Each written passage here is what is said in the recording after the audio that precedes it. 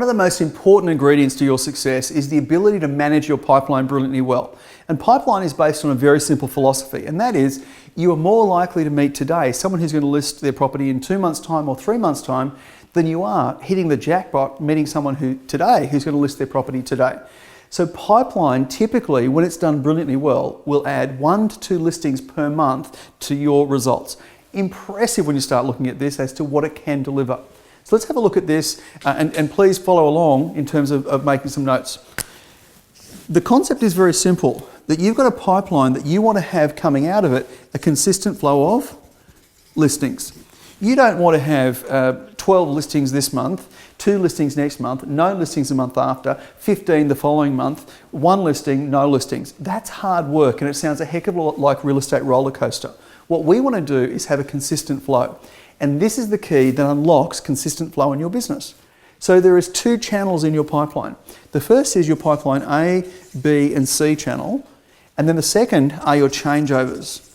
Now changeover is someone who said, when I buy, I will sell. That's simply the essence of a changeover. And what we need to recognise in terms of A, B and C's, there's no difference with those particular opportunities other than the fact that time exists for an A. An A, in terms of pipeline, is someone who's going to list their property in the next 30 days. A pipeline B is someone who said to you, it's 2 or 3 months out, so 60 to 90 days away. And pipeline C is 4 months or more away in terms of an opportunity. And therefore, the goal is pretty simple. We want to move a C to a B to an A, and an A to flow into listings. And that's the absolute essence and key of pipeline. So let's have a look at the communication we'd have with our pipeline to ensure that we can build relationships with them and follow through. In fact, some of your colleagues would prefer somebody come in as a C or a B and take competitors out before they get to the listing appointment. If you wait till the listing appointment to build a relationship, all of a sudden you'll be in beauty parade business. Versus if you've actually had a 2 or 3 month window to build relationship, to add value in the communication, in fact, to deliver service to the client before they actually have appointed you as their agent to service them, all of a sudden you can take competitors out well and truly before. The essence to this and the key to all the communications you have with your pipeline is to ensure there is a fantastic, valid reason in the communication. Now, agents occasionally say, well, the valid reason is for them to list their property with me. Well, that is valid, but it's a valid reason from the client's point of view, what's in it for me kind of lingo.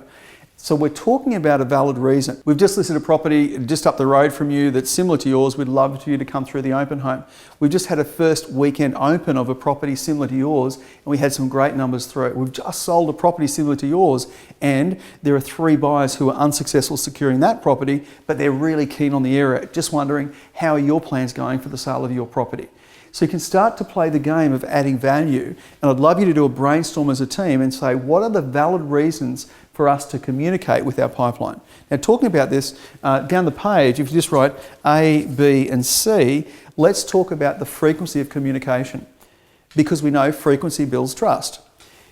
A pipeline A, you need to be communicating with them 2 or 3 times per week. Now, I don't recommend that with a pipeline A, you have a scheduled task in your follow-up system. These are people that are on your radar. You're looking on a daily basis for what are the valid reasons to contact your pipeline A. These people in the next 30 days are going to list their property with you or someone else 2 to 3 times per week. Pipeline B is 2 to 3 times per fortnight. So we halve the communication for pipeline B. They're 2 or 3 months away. We want to make sure that we're following through and delivering great results.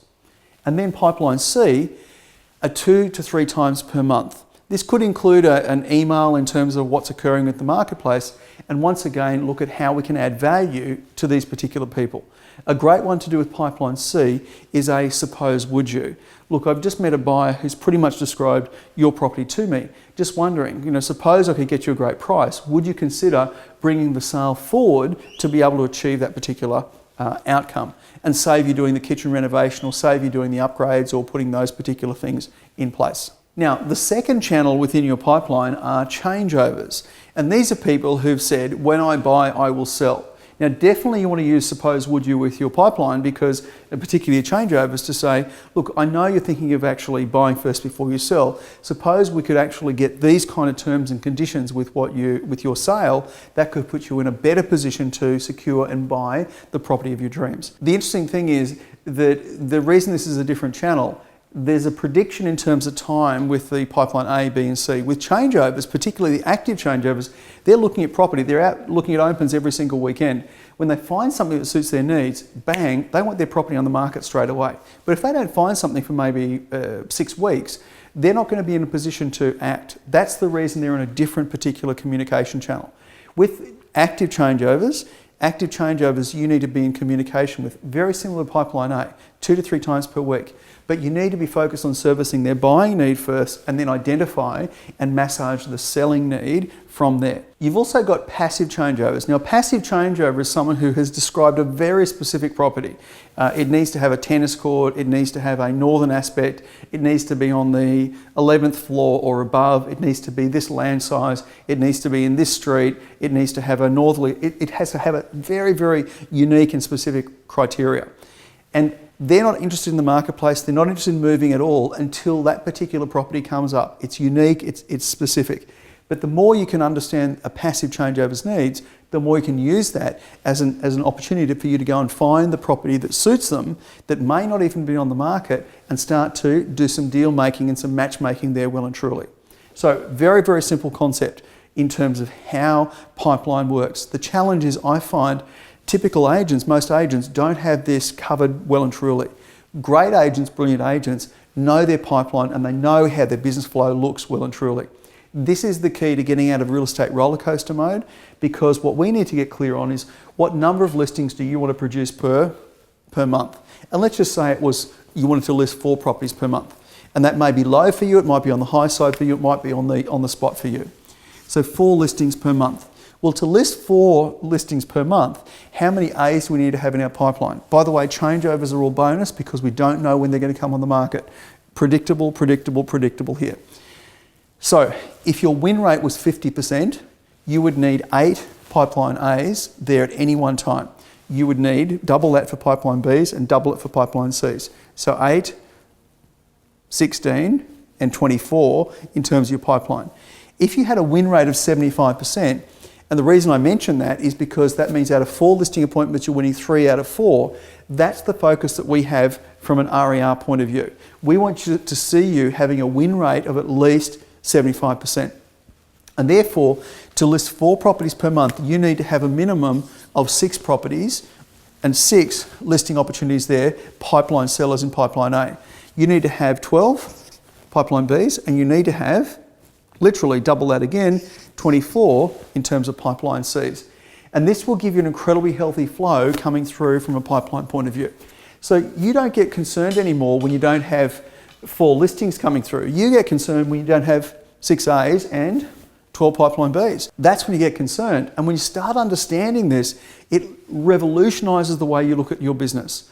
So generating activities, your prospecting, your networking, your nurturing, your marketing activities is not about finding listings, it's about finding listing opportunities for you to add to pipeline. In fact, as a performance standard, you want to get clear on what number do you want to add to your pipeline per week.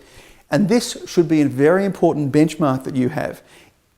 My recommendation, if you're low on pipeline, you probably need to do some explosive energy to fill it.